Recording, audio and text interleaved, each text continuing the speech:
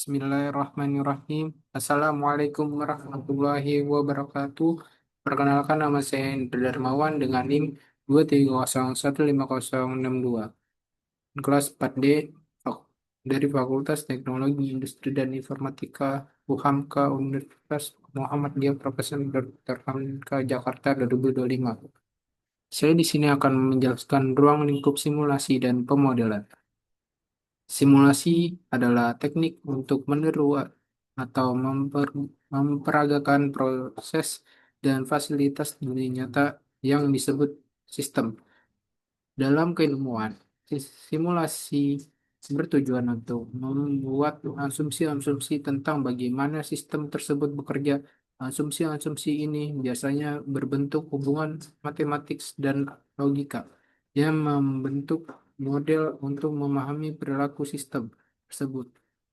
Jika model yang dibangun cukup sederhana, metode matematik seperti aljabar, kalkulus, atau teori probabilitas dapat digunakan untuk memperoleh solusi secara analitik. Namun, dalam kasus sistem yang kompleks dan tidak bisa dievaluasi secara analitik, diperlukan pendekatan simulasi. Komputer digunakan untuk mengevaluasi model numerik dan data diolah untuk memperkirakan karakteristik yang diharapkan dari sistem tersebut. Saya mengutipnya dari jurnal Eco A et al. 2019. Aplikasi simulasi sangat luas, mencakup berbagai bidang seperti desain dan analisis sistem, manufaktur, evaluasi sistem, persenjataan, desain jaringan komunikasi, operasional sistem, transportasi, layanan organisasi, jasa seperti rumah sakit dan restoran cepat saji, hingga analisis keuangan ekonomi. Simulasi menjadi alat penting dalam memahami dan mengoptimalkan berbagai sistem kompleks di dunia nyata. Saya mengutip dari jurnal Eco A et al. 2019. Untuk referensinya, saya mengambil jurnal dari Eco A et 2019, pemodelan dan simulasi produk gelang merpati pada home industri menggunakan analogi jurnal teknik mesin dan teknologi. Selanjutnya ada definisi simulasi dan model dalam simulasi. Simulasi adalah proses mengembangkan sebuah model dan mengevaluasinya, umumnya menggunakan komputer untuk memperkirakan karakteristik yang diharapkan dari model tersebut. Simulasi dibutuhkan ketika sistem terlalu kompleks untuk diselesaikan secara analitik atau eksperimen langsung sulit dilakukan. Namun, simulasi sebaiknya dihindari jika permasalahan dapat diselesaikan dengan metode sederhana. Eksperimen nyata lebih murah, atau bila data tidak tersedia untuk mendukung validasi dan verifikasi. Saya mengutipnya dari Nur Cahyo dan Arifianto 2019. Model definisikan sebagai representasi sederhana dari sebuah sistem nyata. Model tidak harus membuat seluruh atribut sistem aslinya, melainkan dibuat untuk penyederhanaan pengendalian, generalisasi, atau idealisasi. Untuk keperluan simulasi, sifat-sifat penting dari sistem harus dinyatakan dalam deskripsi yang praktis dan terbatas. Validasi model penting untuk memastikan bahwa model dapat mewakili sistem nyata secara akurat, dan tipe-tipe model bisa berupa fisik seperti miniatur jembatan, atau matematik seperti persamaan E sama dengan MC 2 kuadrat. Saya mengutipnya dari jurnal Nur Cahyo Arfirianto 2019. Dalam Membangun model terdapat tiga langkah utama, yaitu observasi sistem real dan pengumpulan data, konstruksi model konseptual berdasarkan asumsi dan hipotesis, serta penerjemahan model operasional ke dalam bentuk yang dapat dikenal komputer. Fokus utama dalam membahas pembahasan simulasi adalah pada model yang bersifat diskrit, dinamik, dan stokastik, atau dikenal dengan sebuah model simulasi peristiwa diskrit atau discrete event simulation atau Nur Cahyo. Saya saya mengutip jurnal dari Nur Cahyo dan Arfianto 2019. Ini untuk referensi jurnalnya. Nur Cahyo H dan Afrianto A 2019, simulasi sistem antrian pada layanan pelanggan menggunakan discrete event simulation, jurnal teknik industri. Lanjut, ada hubungan simulasi model dan sistem. Simulasi didefinisikan sebagai kumpulan elemen yang sangat berinteraksi untuk mencapai tujuan tertentu.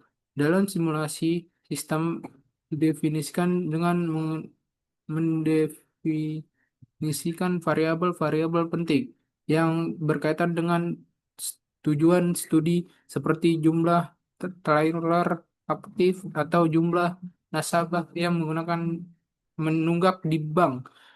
Lingkungan sistem juga harus dipertimbangkan karena perubahan di luar sistem dapat mempengaruhi kinerja sistem itu sendiri. Batasan antara antara sistem di lingkungannya perlu didefinisikan dengan jelas untuk mendapatkan model yang akurat. Saya mengutip jurnal dari Prabowo H dan Santoso B 2019. Komponen utama dalam sistem meliputi entitas, atribut, aktivitas, keadaan sistem, dan peristiwa. Entitas adalah objek dalam sistem, atribut merupakan sifat dari entitas, aktivitas menggambarkan periode waktu tertentu. Keadaan sistem adalah sekumpulan variabel yang mendeskripsikan sistem pada waktu tertentu, dan peristiwa merupakan perubahan mendadak dalam sistem-sistem dikategorikan menjadi sistem diskrit di mana perubahan terjadi pada titik waktu tertentu, dan sistem continue continue di mana perubahan terjadi secara terus-menerus seiring waktu. Saya mengutip jurnal dari Prabowo H dan Santoso B 2019. Simulasi merupakan metode untuk mempelajari sistem. Menggunakan model simulasi dapat diklasifikasi klasifikasikan menjadi statik versus dinamik, deterministik versus stokastik, serta continue versus discrete. Validasi dan verifikasi model menjadi langkah penting untuk memastikan bahwa model model dibuat akurat mewakili sistemnya. Validasi bukan hanya dilakukan di akhir, melainkan harus diintegrasi sepanjang proses pengembangan model. Saya mengutip jurnal dari Prabowo H dan Santoso B 2019.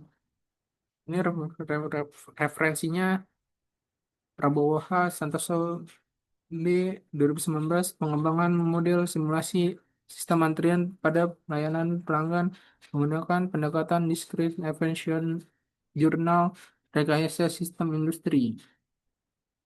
B dalam kurung 1,35 strip 42. Studi simulasi dan pemodelan dalam sebuah sistem.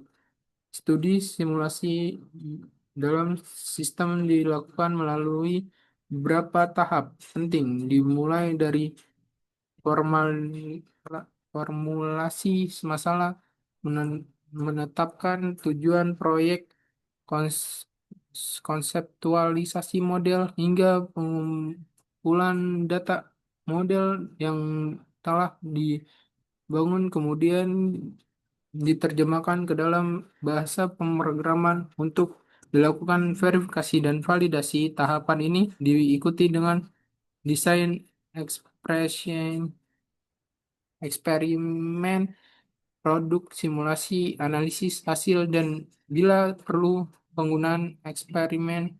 Seluruh proses ini kemudian didokumentasikan dan dilaporkan sebelum akhirnya implementasi di dunia nyata dilakukan.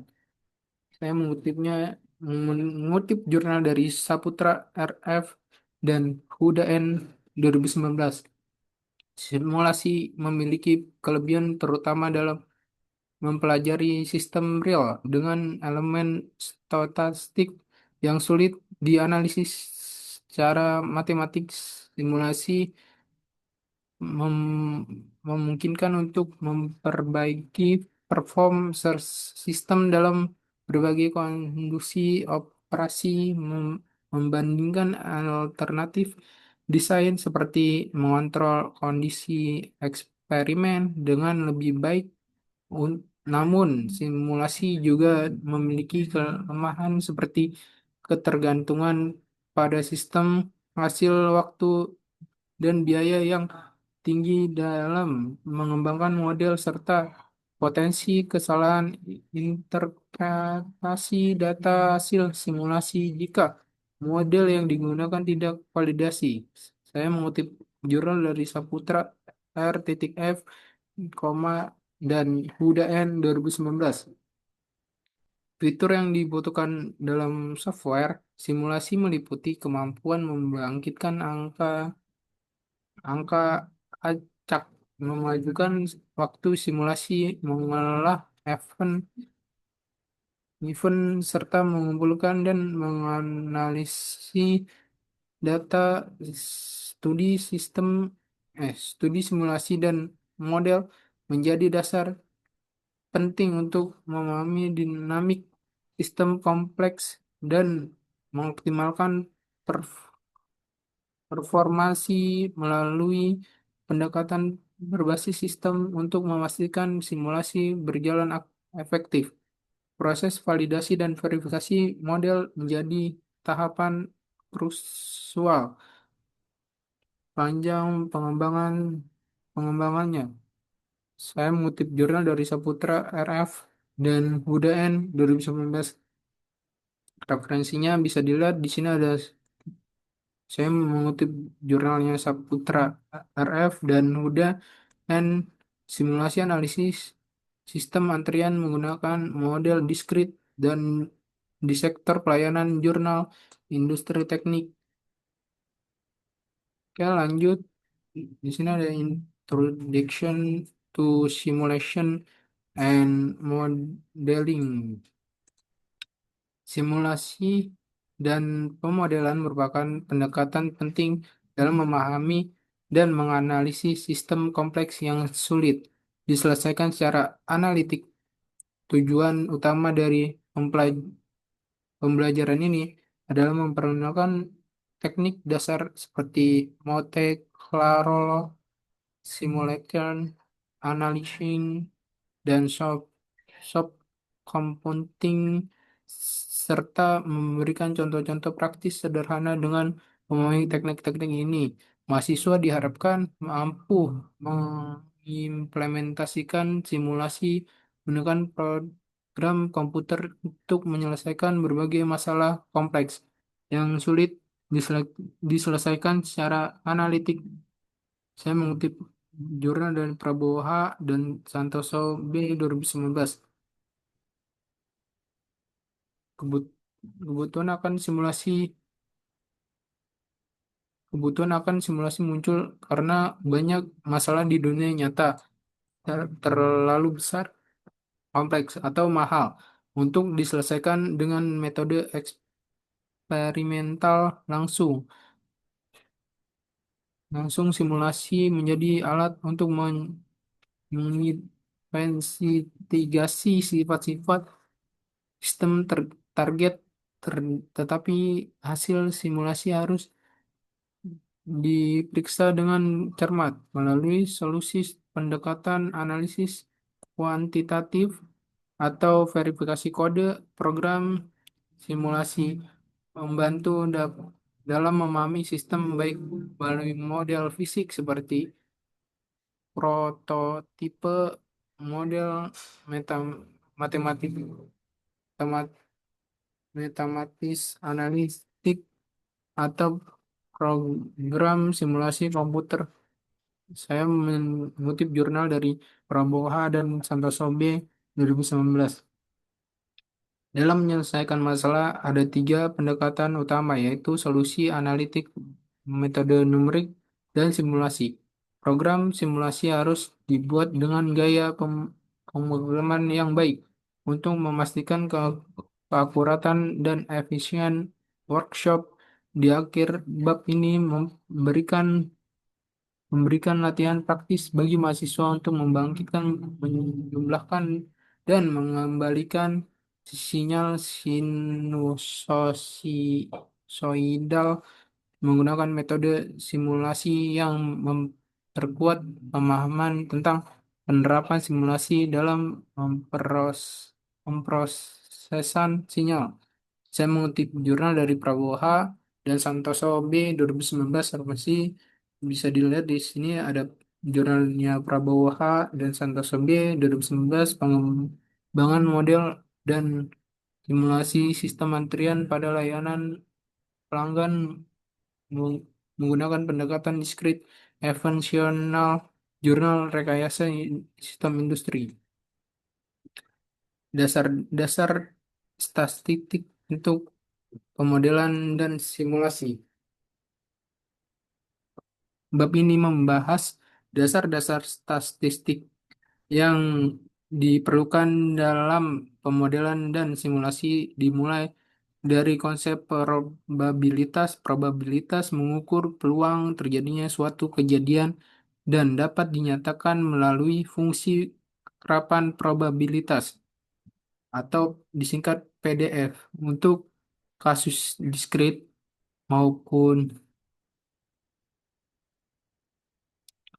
maupun kontinu, pemahaman tentang PDF ini penting untuk membangun simulasi yang akurat, seperti dalam contoh pelemparan koin, di mana probabilitas distribusi diskrit dianalisis secara numerik dan grafik untuk memahami sifat peluang kejadian. Saya mengutip jurnalnya dari Nur Cahyono H. dan Arif Rifianto A. 2019. Selain PDF, diperkenalkan pula konsep fungsi distribusi kumulatif atau CDF yang mengabarkan peluang simulasi suatu variabel hingga nilai tertentu. Bab ini juga membahas eks- ekspektasi matematika seperti mean, median, modus, ekspektasi ekspektasi pertama seperti varian dan standar deviasi, atau ekspektasi kedua yang mengukur pemusatan dan penyebaran data. Pemahaman statistik ini menjadi kondisi untuk menghasilkan simulasi sistem yang realitasi dan kredibel. Saya mengutipnya dari jurnal Nur Cahyo H. Nur Cahyono A. dan Arifianto A. 2019. Materi selanjutnya meliputi probabilitas bersyarat, konferensi, konferensi dan kolerasi yang sangat penting dalam mengukur hubungan antar variabel dan simulasi kompleks. Penjelasan didukung untuk contoh kasus nyata dan latihan praktis menggunakan perhitungan manual maupun pemrograman sederhana. Penerapan konsep ini memungkinkan pembuatan model statistik yang mampu menangkap dinamik dinamika ketidakpastian dalam simulasi sistem nyata. Saya mengutip jurnal dari Nur Cahyo dan Arif Yanto. Untuk referensinya saya mengambil dari jurnal Nur Cahyono H dan Arif Yanto dari A 2019 pemodelan dan simulasi jaringan backbone Metro Internet Kota Semarang tahun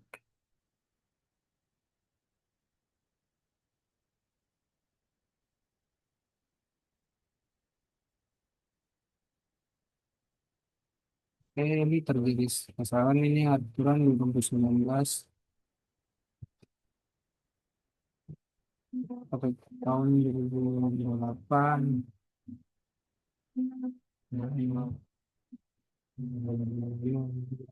simulasi referendat lanjut pemodelan dan simulasi untuk sistem sederhana atau deterministik. Bab ini membahas pemodelan dan simulasi sistem deterministik di mana hubungan input dan output sistem dapat dijelaskan secara pasti dan tahap ketidakpastian salah satu contoh diberikan dalam bentuk persamaan perbedaan sederhana seperti sistem dengan input X dalam kurung K dan outputnya J dalam kurung K serta operasi konvolusi antar sinyal input dan fungsi sistem H dalam kurung N. Pendekatan ini berkelanjutan membangun algoritma dan program simulasi yang dapat memodelkan hubungan matematis antar input dan output sistem dengan tepat. Saya mengutip jurnal dari Aditya B dan Artati S 2019.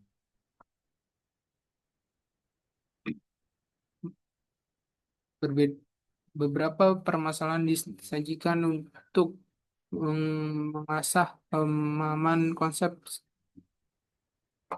misalnya mencari fungsi sistem dari variabel tabel input dan output atau menyelesaikan konvolusi antar dua sinyal diskrit. Selain itu, dijelaskan juga sistem dalam koordinat ruang seperti pemodelan hubungan jari-jari R dalam kurung N dan posisi pusat X dalam kurung N suatu lingkaran terhadap waktu diskrit N. N ini mengilustrasikan bagaimana hubungan matematik dapat digunakan untuk merancang simulasi sistem fisis sederhana berbasis data numerik. Saya mengutip jurnal dari Aditya B dan Artarti S 2019. Pendekatan sistem deterministik sangat penting dalam simulasi karena memungkinkan prediksi sistem secara eksak jika seluruh variabel diketahui. Dalam praktikanya, teknik ini banyak diaplikasikan dalam berbagai bidang seperti pemrosesan sinyal dan analisis sistem kontrol. Selain itu, selain materi ini, pendekatan serupa dalam simulasi sistem deterministik juga banyak dikaji dalam penelitian lain, seperti pada studi Adityo dan Artardi 2019 tentang simulasi sistem kontrol berbasis diskrit untuk meningkatkan akurasi sistem robotik. Adityo dan Hartardi 2019, referensinya bisa dilihat di sini ada Adityo B dan Hartardi S 2019, pengembangan simulasi sistem kontrol diskrit untuk optimasi kinerja robotik, jurnal teknologi dan sistem komputer. Lanjut di sini ada pemodelan proses acak dan pembangkitnya.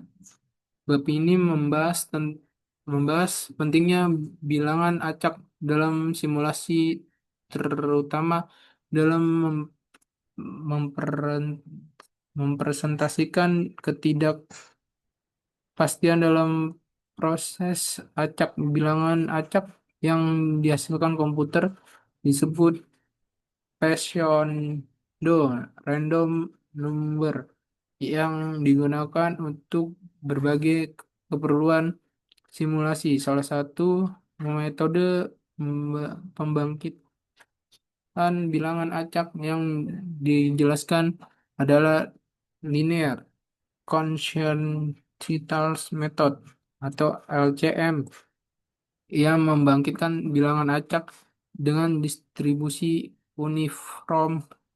Diberikan pula contoh kode program C sederhana untuk menghasilkan bilangan acak menggunakan metode ini yang yang membangkitkan bilangan acak dengan distribusi uniform. Diberikan pula contoh programan C sederhana untuk menghasilkan bilangan acak menggunakan metode ini. Saya mengutip jurnal dari Wibowo A dan Nugroho L.E 2019. Distrib- Distribusi bilangan acak menjadi fokus lanjutan termasuk pembangkitnya bilangan acak non uniform seperti distribusi Gaussian, me- metode box multiplier diperkenalkan untuk menghasilkan bilangan acak Gaussian dari bilangan acak uniform. Selain itu, metode prediction sampling digunakan untuk membangkit bilangan acak dengan distribusi tertentu seperti distribusi normal praktis. Langsung juga diberikan seperti pemodelan lemparan dadu tunggal dan ganda menggunakan LCM. Saya mengutipnya dari jurnal Wibowo A dan Nugroho L.E 2019. Penguasaan teknik eh, pembangkitan bilangan acak sangat penting untuk simulasi berbasis Monte Claro seperti penghitungan nilai R atau integral suatu fungsi. Teknik ini memungkinkan analisis sistem yang kompleks dengan ketidakpastian tinggi. Selain materi ini, selain Selain materi ini, pendekatan serupa tentang bilangan acak yang penerapannya juga dikaji dalam penelitian Wibowo dan Nugroho 2019 mengenai pembangkitan bilangan acak simulasi distribusi logistik di bilangan di bidang transportasi. Saya mengutip jurnal dari Wibowo dan Nugroho 2019.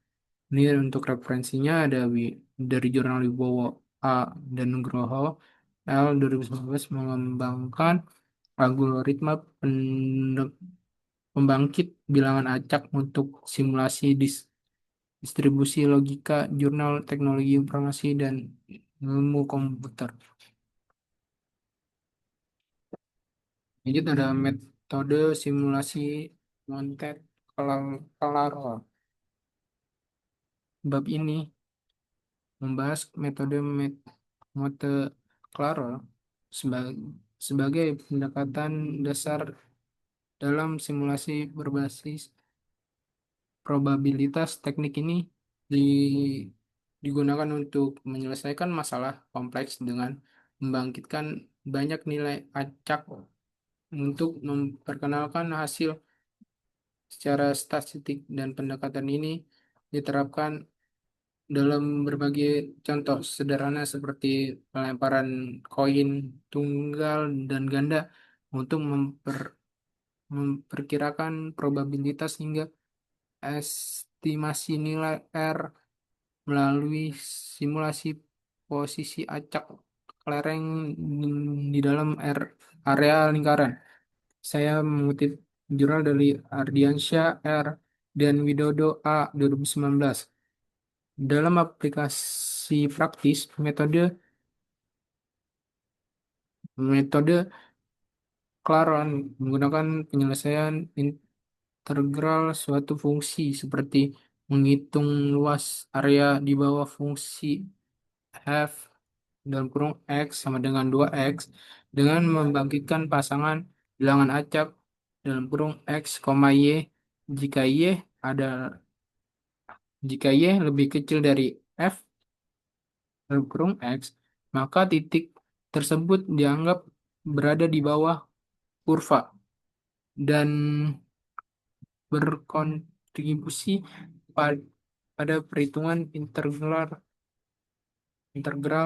Konsep ini memanfaatkan hubungan antar probabilitas dan geometri untuk mendekati solusi matematik secara numerik. Saya mengutipnya dari jurnal Ardiansa R. dan Widodo A 2019. Metode met- metode Monte Carlo banyak diaplikasikan di berbagai bidang termasuk teknik fisika dan keuangan untuk memperkirakan solusi dari permasalahan yang secara analitik sulit diselesaikan. Pendekatan serupa juga juga dikaji dalam penelitian Ardiansa dan Widodo 2019 yang menggunakan metode metode Calora untuk simulasi resiko investasi berbasis data acak. Memperkuat pentingnya teknik ini dalam mengambil keputusan berbasis ketidakpastian. Ah, Saya mengutip jurnal dari Ardiansah dan Widodo 2019. Ini untuk referensi jurnalnya. Ardiansah dan Widodo 2019 simulasi Moten Clorer untuk analisis resiko investasi menggunakan data historis Jurnal Ilmuwan Komputer dan Sistem Informasi. Selanjutnya, selanjutnya ada metode simulatan analis analing. Bab ini bab ini membahas konsep simulation analik, yaitu teknik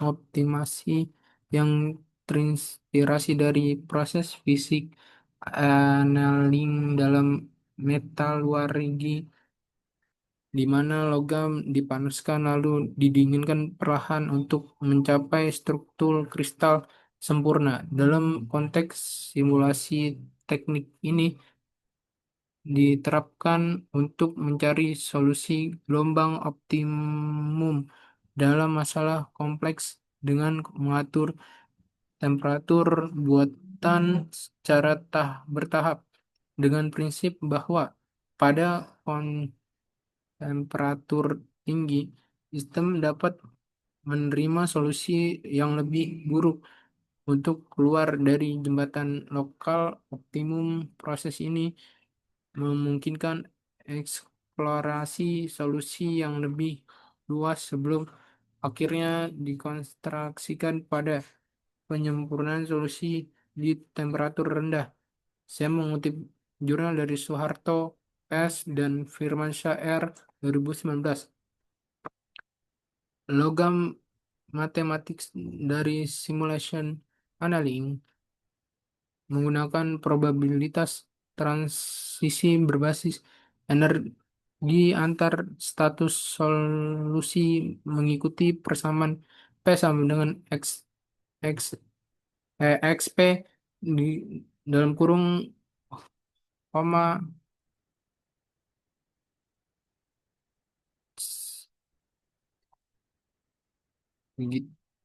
tiga atau di, atau T di mana